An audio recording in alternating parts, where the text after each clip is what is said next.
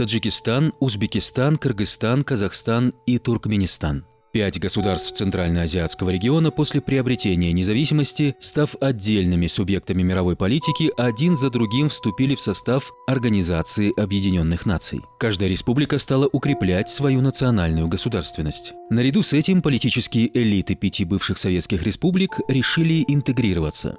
В 1991 году, как Советский Союз распался, и, можно сказать, мгновенно все бывшие советские республики стали независимыми государствами. И среди них 5 центральноазиатских бывших советских республик. Они, став независимыми государствами, с одной стороны, каждая из республик укрепляла, создавала институты независимого государства, все атрибуты независимого государства, начиная от внутренней политики до внешней политики, создавая международные связи и так далее, и так далее. Все страны, получив независимость в 1991 году, столкнулись, наверное, с первой задачей, с первым же вопросом. А что нас легитимизирует как отдельное государство? На основе чего мы можем называть себя отдельным государством? Ведь просто так на словах сказать, вот мы кыргызы, государствообразующий народ, и поэтому мы и есть государство. А нужно уже утверждение, это заявление конкретизировать, дать ему конкретный смысл, содержание, что значит кыргыз, сколько людей чувствуют себя кыргызами и что это для них значит. В первых годах независимости все страны Центральной Азии начали укреплять национальную государственность. Соответственно, создание национальной государственности, оно в первую очередь требует укрепления суверенитета. И в ту эпоху готовность стран региона для отказа от части своего суверенитета воспринималась общественностью и другими политическими группами внутри стран Центральной Азии очень негативно. Построение нации – это значит, опять же, ориентироваться на людей внутри своего государства. Это и переосмысление истории своей, это и культурные проекты, это и, например, в Кыргызстане мы праздновали тысячелетие Манаса и старались взять Манас как некую основу кыргызского государства. В Казахстане мы говорим о 500 лет казахского государства. В Узбекистане Амир Темур как основополагатель узбекской государственности. В Таджикистане Исмаил Сомони как основоположник таджикской государственности. То есть мы все были заняты конструкцией, написанием своих отдельных историй. А это, к сожалению, принуждало каждую из этих стран, например, чуть-чуть меньше говорить об наших совсем недавних общих корнях. Вот этот процесс современного нациостроительства, он на самом деле оставлял мало места, мало энергии, мало даже интереса, возможно, у каждого правительства и государства на региональную интеграцию. То есть после развала Советского Союза каждая из наших стран стала активно, скажем так, выстраивать себя в качестве независимого субъекта международных отношений. Каждый тогда думал, что мы можем выплыть в одиночку. С одной стороны, это был объективный процесс, на самом деле. Потому что элиты в каждой из бывших советских республик, они пытались, скажем так, укрепить свои позиции и в странах демонстрируя их самостоятельность. И параллельно с этим они начали создавать институты, как мы говорим, структуры региональной интеграции. Первое название этой структуры было Центральноазиатское содружество. И это содружество прошло целый ряд этапов. К 1994 году эта структура получила новое название ЦАЭС, Центральноазиатское экономическое сообщество. И к 2001 году эволюция интеграции привела к созданию ОЦАС, Организации Центральноазиатского сотрудничества. Вот эта структура, на самом деле, стала таким крупным, большим достижением в нормальной эволюции интеграционного процесса, поскольку если первые этапы были больше связаны с становлением отношений друг с другом, созданием неких экономических предпосылок для интеграции, то ОЦАС стала политической структурой.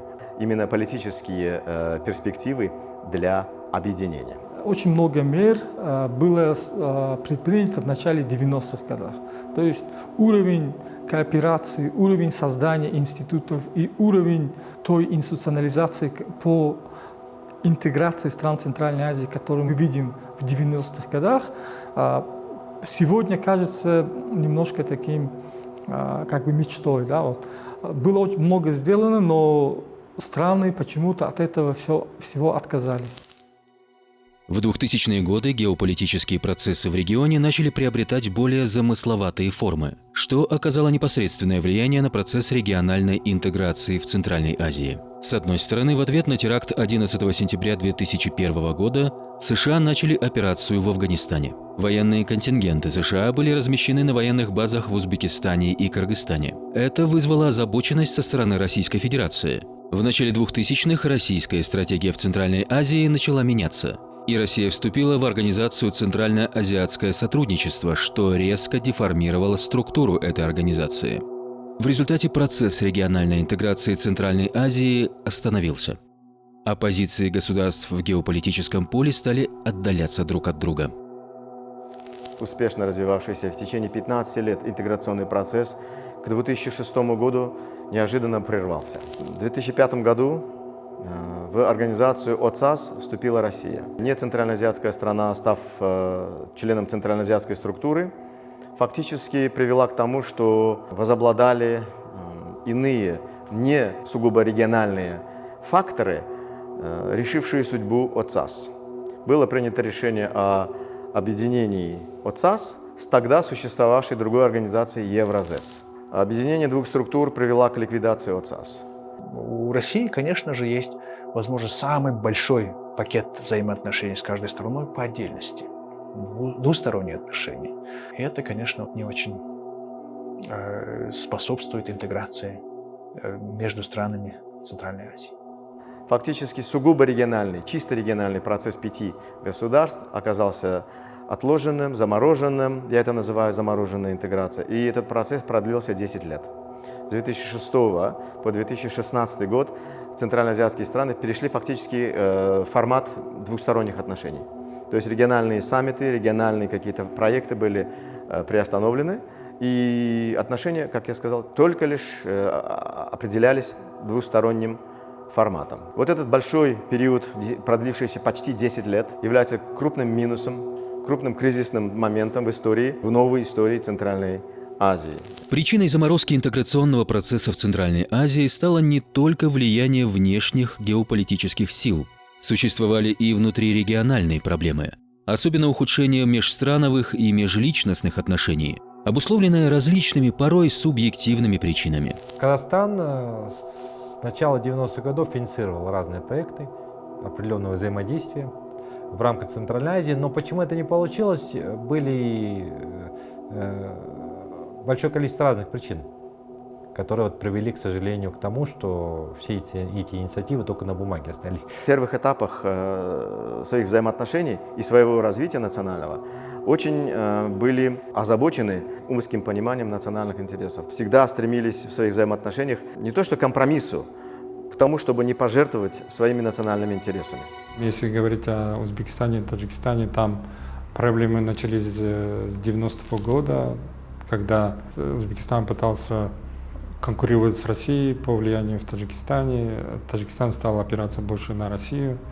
Из-за этого отношения между Ташкентом и Душанбе и между Каримовым и Эмомали Рахмон испортились. Лично уже там был конфликт. А потом, когда пришел Мирзиёев, все это решилось. Кыргызстан и Таджикистан имели, возможно, самые худшие взаимоотношения с Узбекистаном, потому что президент Каримов считал, что построение проект Камбаратинской ГЭС в Кыргызстане и Ругунской ГЭС в Таджикистане – это чуть ли не жизненно важные и неприемлемые проекты для Узбекистана. И вот это является яркой иллюстрацией конфликтогенного отношения, что Узбекистан против, а Таджикистан и Кыргызстан будут все равно строить эти гидроэлектростанции. И вот на этой позиции, на двух непримиримых, кажущихся непримиримыми позициях и остановился весь этот процесс урегулирования водно-энергетических проблем.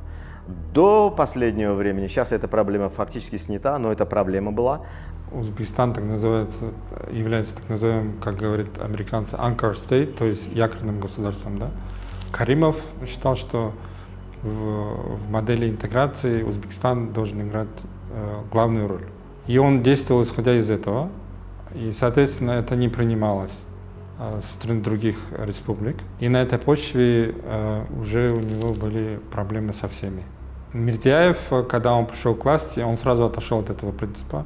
И сразу же отношения улучшились. Когда мы говорим вообще о международных отношениях, о политике, мы часто упускаем отношения между президентами. То есть личные эмпатии и антипатии играют тоже большую роль.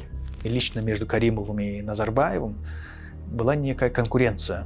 Кто же будет лидером по Центральной Азии, главным игроком в Центральной Азии?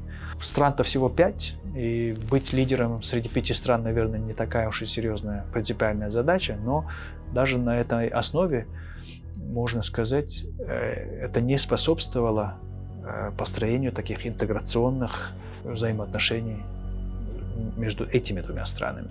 Отношения личные между президентами также влияют. Нельзя сказать, что они имеют решающее значение, но они влияют. И личности президента влияют, и личности людей, которые вокруг президента, влияют. И как они смотрят на будущее, там, их мировоззрение, их идеология, все это влияет. Если там 2 человека не взлюбили друг друга, а у них в руках все рычаги, соответственно, это будет сказываться и на отношениях между странами. Поэтому был Каримов, и при Каримове, так как отношения между президентами не были хорошими, и отношения между странами были в состоянии холодной войны, и блокады, и так далее. 10 лет, возможно, в Центральной Азии президент Каримов являлся главным личностным фактором, который препятствовал в какой-то степени сближению или здоровому диалогу между странами, то Мирзияев, можно сказать, явился чуть ли не главным двигателем интеграционной риторики. Когда политическая система зависит от одного человека, от настроения одного человека, это будет обстоятельством, когда все региональные интересы будут заложниками властей или отдельных личностей в наших властях. С тем процессом, который потихоньку, возможно, ведет к уменьшению, снижению уровня авторитаризма, появлению отдельных элементов демократического управления, мы можем лицезреть появление уже более созидательного интеграционного процесса. Печально, конечно, что мы упустили некоторые моменты за эти годы, но я думаю, что как раз-таки сейчас возникла та самая ситуация, и внешнеполитическая, в первую очередь, когда мы должны эти окна возможностей, которые появились, использовать на все 100%, потому что они могут тоже захлопнуться.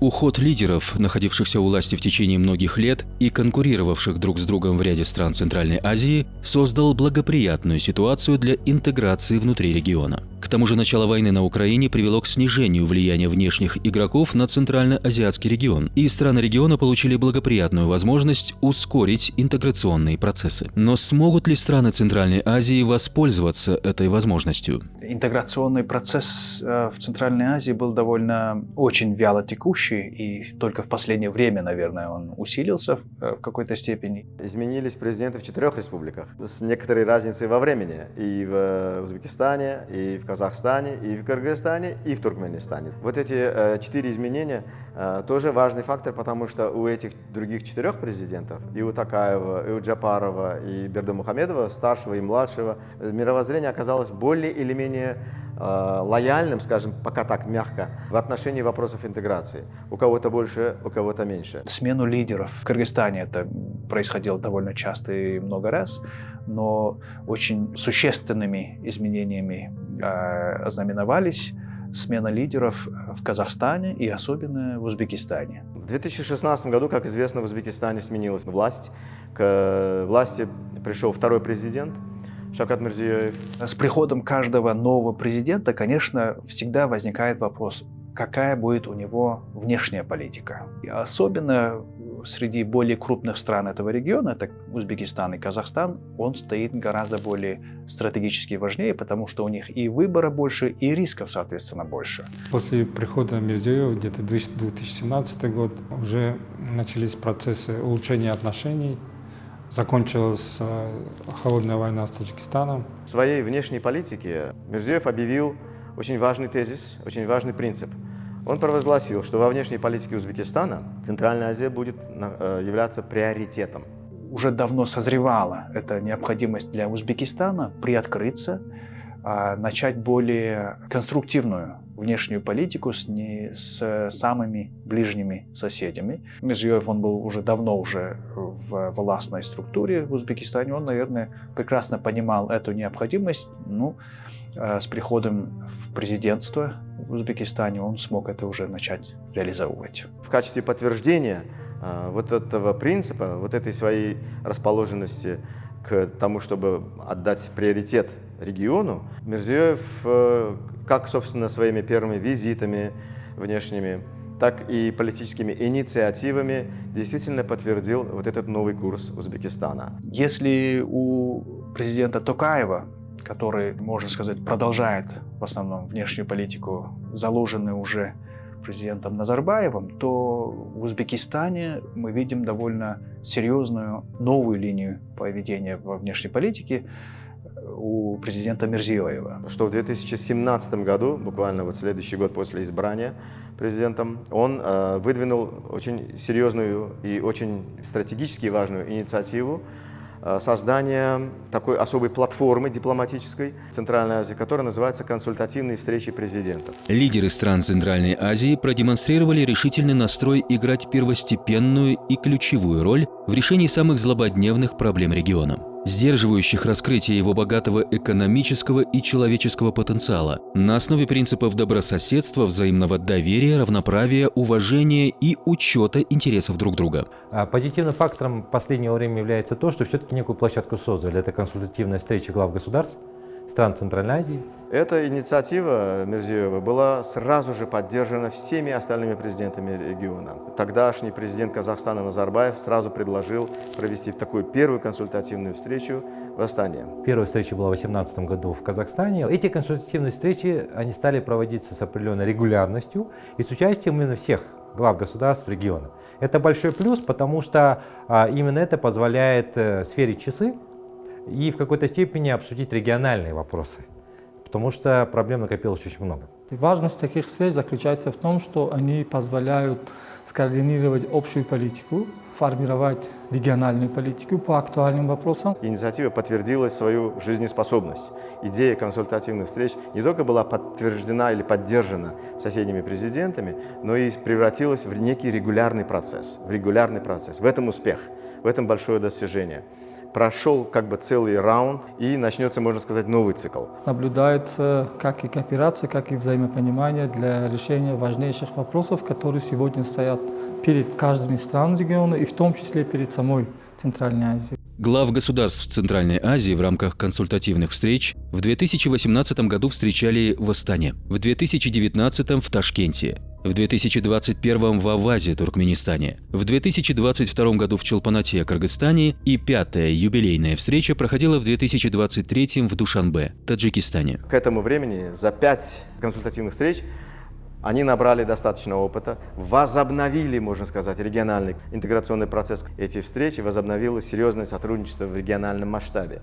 Поэтому он вселяет в себя большие надежды на будущее. Хотя примеры последних нескольких лет показывают, что не всегда это получается. Но так как есть намерение в эту сторону, это говорит об очень хорошем успехе региональной кооперации в Центральной Азии. Когда речь идет о координации между государствами, это есть на уровне правительств.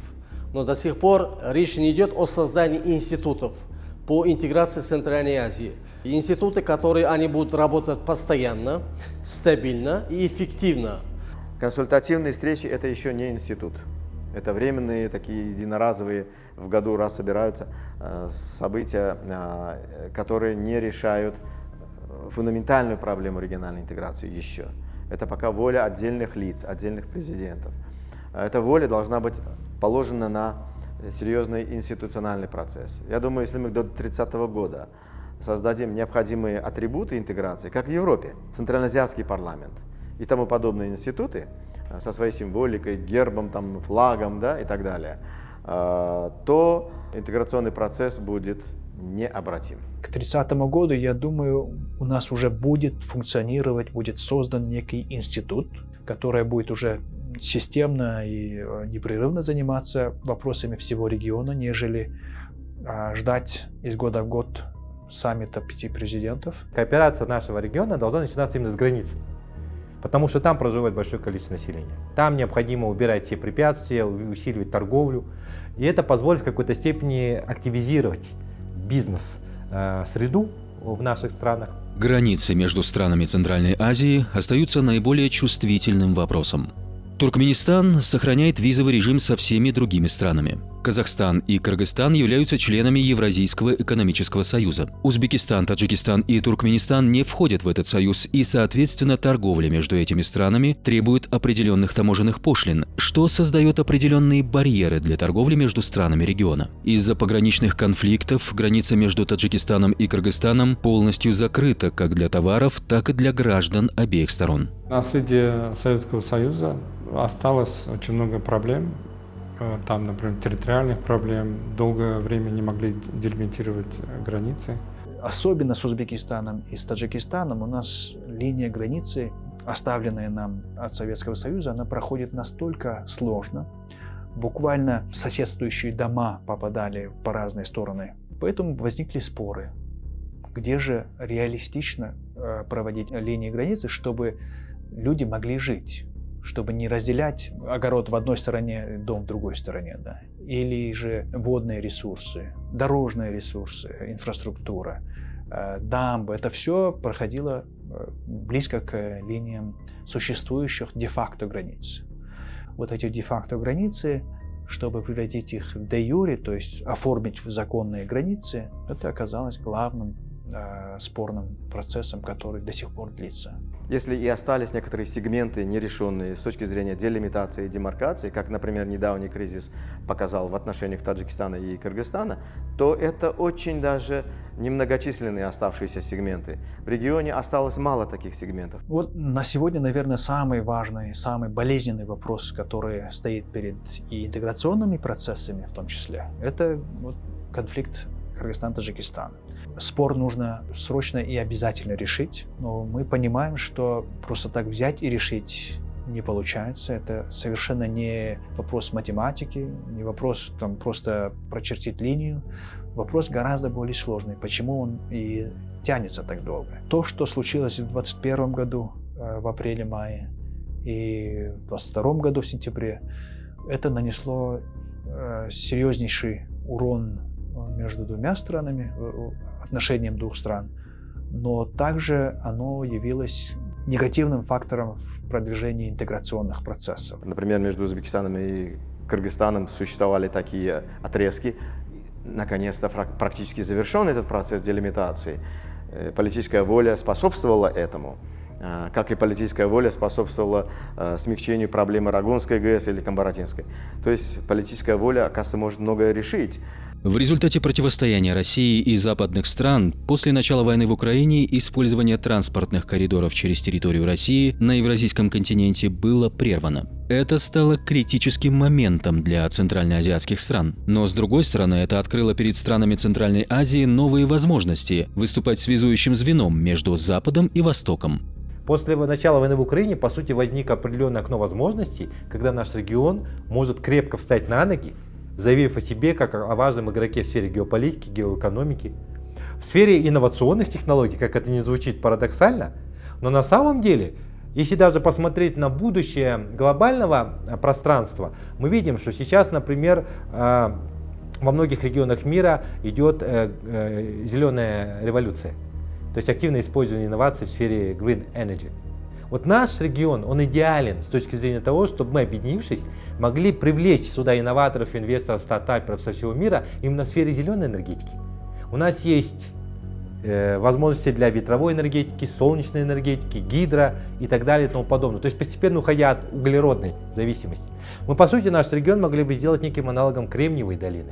Получается, есть уже данность такая, историко-географическая, культурная данность, которая является неким фундаментом, на который можно строить интеграцию и на которую чаще всего и делается упор среди стран Центральной Азии, но которая все еще, можно сказать, не реализована еще, но она есть там. Без этого было бы трудно. Есть политическая воля и направленность к этой интеграции в силу сменившихся руководящих элит в большинстве стран и в силу геополитических аргументов, которые возникают с войной в Украине, которые подталкивают страны нашего региона ближе, более тесно сотрудничать между собой. То есть все стали понимать, что мы, находясь по соседству друг с другом, обречены просто на необходимость кооперации. Тем более, что есть проблемы, например, водные, которые никто за нас не решит. Никто. Ни США, ни Европа, ни Китай, ни Россия. Мы решим только эти проблемы, а они назревают. Географически располагаясь в центре региона, Узбекистан на протяжении десятилетий являлся главным дезинтеграционным актором. После 2016 года Узбекистан стал главным инициатором нового процесса интеграции в регион.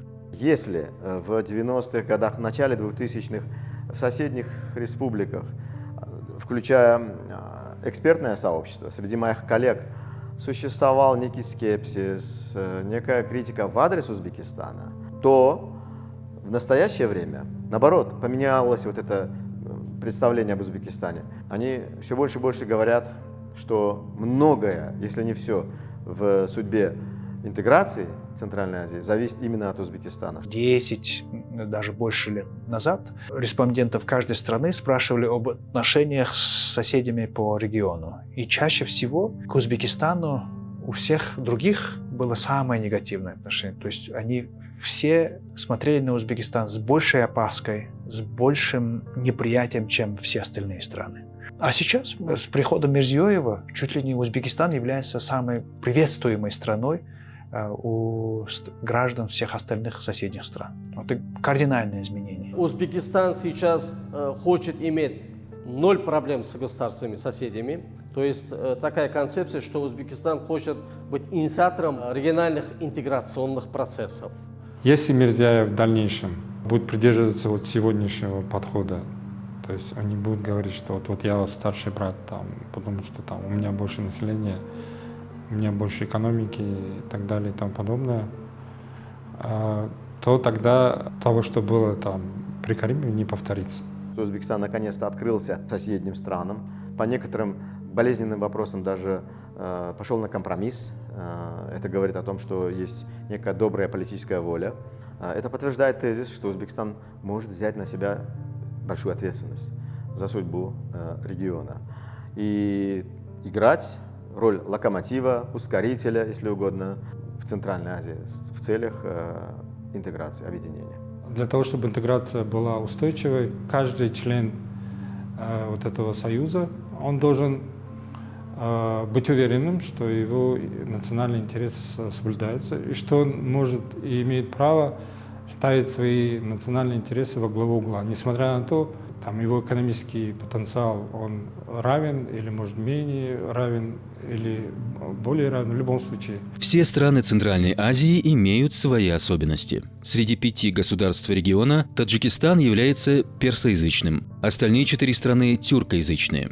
Среди них Туркменистан имеет особый нейтральный статус и не участвует в региональных организациях. Несмотря на процессы глобализации в мире, Туркменистан остается закрытой страной для мира. И для близких соседей тоже. При этом правительство Туркменистана больше всего заботит свои национальные интересы. Туркменистан – это как закрытое государство, у них есть своя ценность, такой декларативная позиция о нейтральности во внешней политике. Тем самым они время от времени или часто закрываются и удаляются от региональных и глобальных дел. Туркменистан такая страна, что она имеет исключительную такую свою позицию даже по содружеству независимых государств. Да? Вот.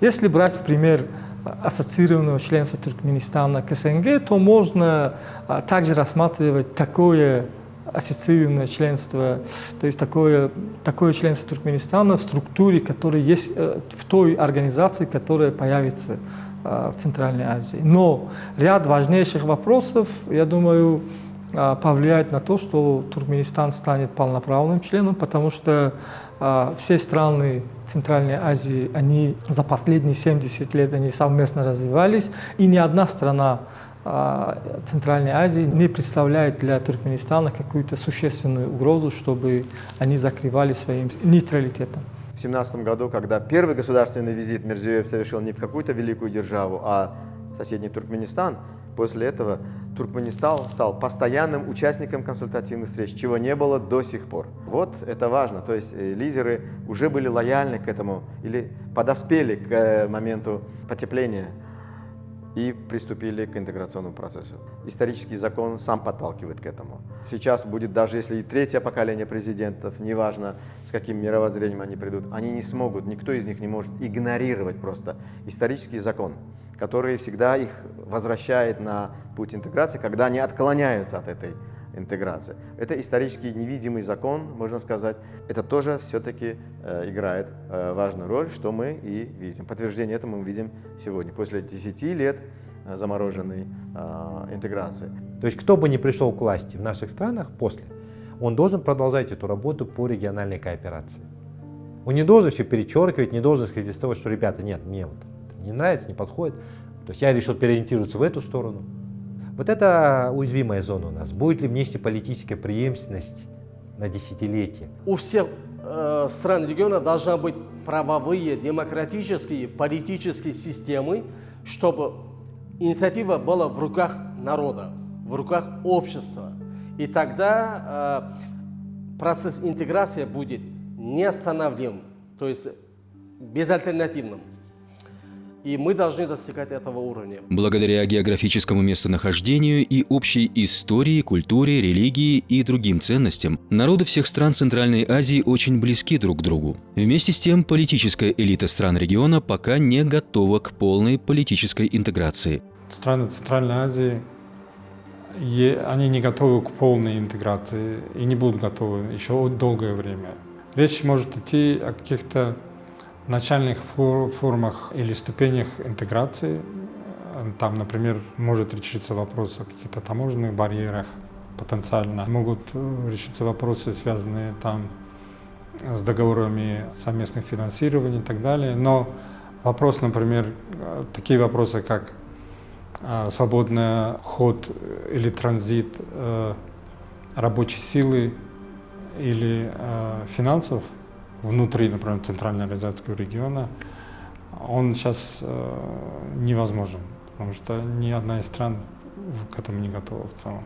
А я уже не говорю о таких вопросах, которые касаются там создания какой-то единой валюты или национальных органов. Такое даже в перспективе сейчас не стоит.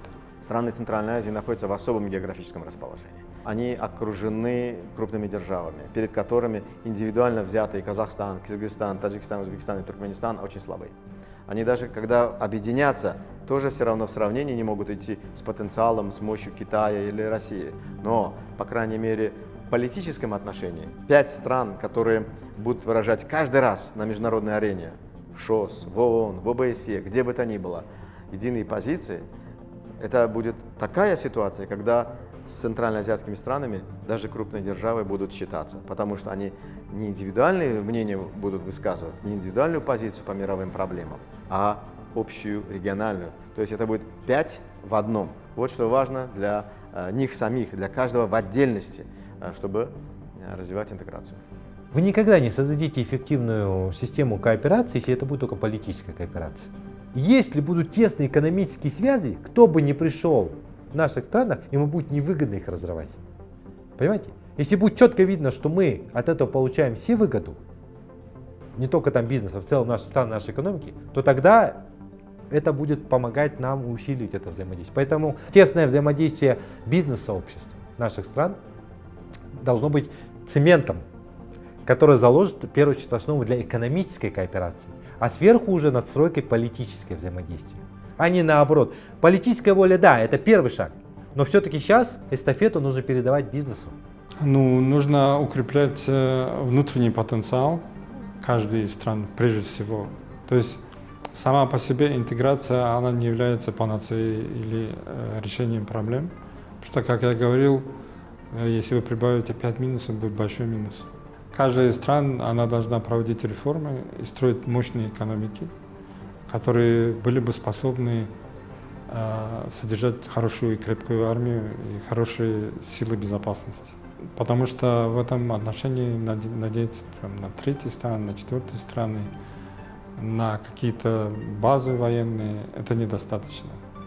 Потому что внешние военные базы, они фактически, решения по ним и в любом случае это принимаются за пределами региона. Несмотря на стремление государств Центральной Азии к политической интеграции, на этот процесс сильно влияют другие факторы, такие как экономика и безопасность. По вашему мнению, который из них имеет большее влияние и является важнее остальных? Выберите одно из двух – экономика или безопасность.